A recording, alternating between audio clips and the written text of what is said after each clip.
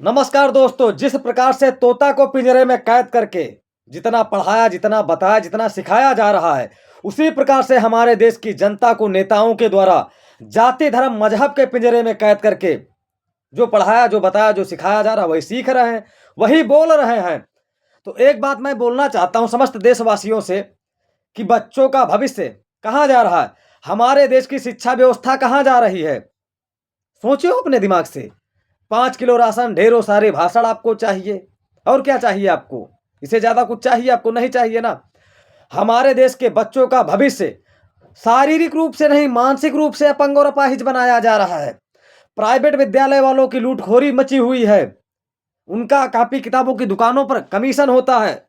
हर साल किताबें बदली जा रही हैं, हर साल कोर्स बदले जा रहे हैं। और सरकारी विद्यालय के अध्यापक, सरकारी विद्यालय की शिक्षा व्यवस्था कुंभकर्ण की तरह सोई है। पढ़ाने की जरूरत नहीं है, उससे ज्यादा हमारे देश की जनता सोई है। बोलने की जरूरत नहीं, कहने की जरूरत नहीं। जब आपके बच्चों के साथ में पढ़ाई नहीं हो रही है, आपके बच्चों को ये लोग पढ़ा नहीं रहे, तो आप लोग स्कूल में जाके बात कर सकते हैं ना, सवाल कर सकते हैं ना। हमारे बच्चों को क्यों नहीं पढ़ा रहे हो? 5 साल आपके बच्चों का भविष्य बर्बाद जाता है जब आपके बच्चे सरकारी विद्यालय में पढ़ने के लिए जाते हैं। अगर आप अपने बच्चों का प्राइवेट विद्यालय में एडमिशन कराते हैं तो आप लूटे जाते हैं।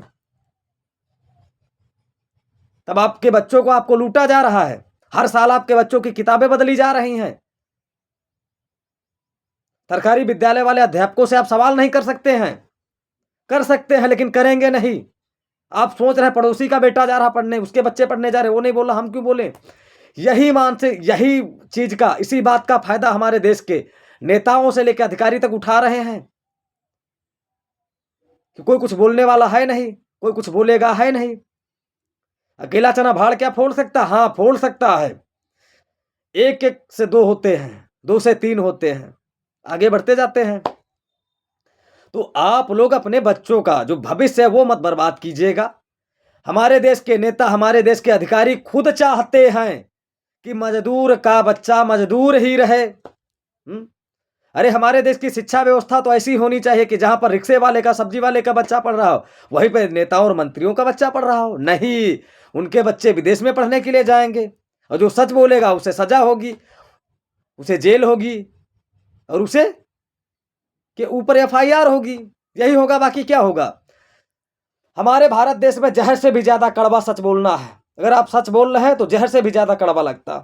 तो एक बार अपने दिमाग से सोच कर देखिएगा कि हमारे बच्चों का भविष्य खतरे में है कि नहीं खतरे में। हिंदू खतरे में, मुसलमान खतरे में। आज के 20 साल पहले, आज के 20 साल पहले, 25 साल पहले ना हिंदू खतरे में था ना मुसलमान खतरे में था।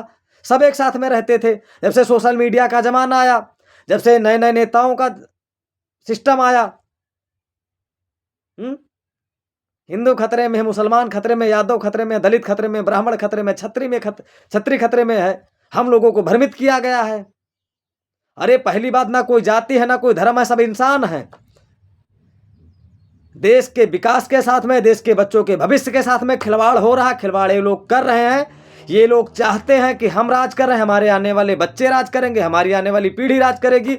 बस इन लोगों की ये सोच है। और हमारी सोच क्या है कि हम बोलेंगे नहीं, हम बात नहीं करेंगे, हम सवाल नहीं करेंगे। हमारी सोच ये है।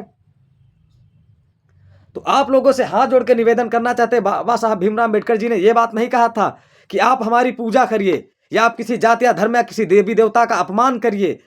उन्होंने कहा था कि अगर आप हमें या संविधान को पढ़ लिए तो आपको किसी के सामने सर झुकाने की जरूरत नहीं पड़ेगी।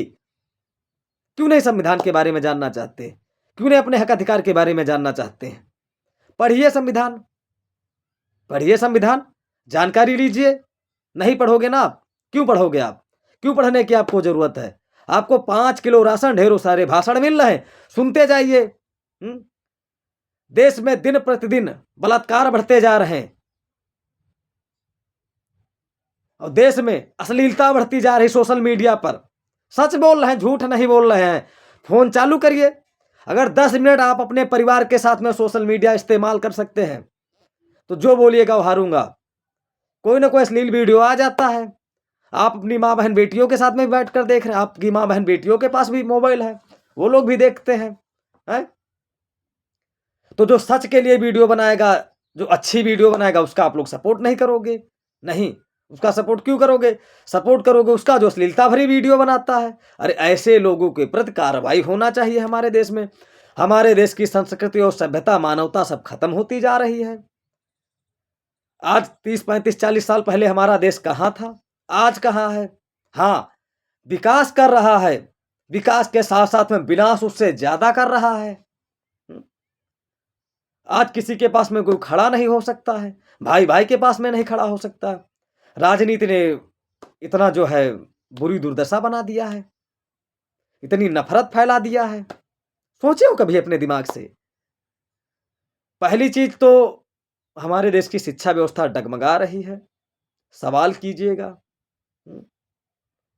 सरकार रिश्वत देने के लिए मना करती है। टोल फ्री नंबर जारी करती है। हर मोबाइल पे मैसेज आता है। कभी आपने कॉल किया है? क्यों कॉल करोगे? डर लगता है। हुँ। आपके इसी डर का फ़ायदा ये लोग उठा रहे हैं। और हमें बताया क्या जा रहा है? चीन से खतरा है, जापान से खतरा है, पाकिस्तान से खतरा है, अमेरिका से खतरा है और हिंदुस्तान में बैठे हुए कुछ नेताओं, कुछ भ्रष्टाचारी अधिकारियों से खतरा है। इसके बारे में बताया गया है? नहीं बताया गया है ना। हम आपको उनसे लड़ना है, लेकिन क्यों लड़ेंगे? हम क्यों बोलेंगे? वो दे रहे हैं, हम दे रहे हैं। उनके बच्चे नहीं पढ़ रहे हैं, तो हमारे बच्चे नहीं पढ़ रहे हैं। 5 साल बच्चों का भविष्य खराब हो रहा, किसकी वजह से? ये हमारे देश की जनता की वजह से हो रहा। हम आप सवाल नहीं करेंगे। अगर हम सवाल करने के लिए जाएँगे, बाई चांस हमारे ऊपर एफआईआर हो गई, हम थाने चले गए, तो ढोल बजाने वाले हमारे अपने ही रहेंगे। हाँ, एक चीज़ गारंटी के साथ मैं कह सकता हूँ कि आप लोग ढोल यहीं इसी ज़मीन पर बजाएँगे और हमें जहाँ पे पहुँचना हम वहाँ पे पहुँच के ही रहेंगे।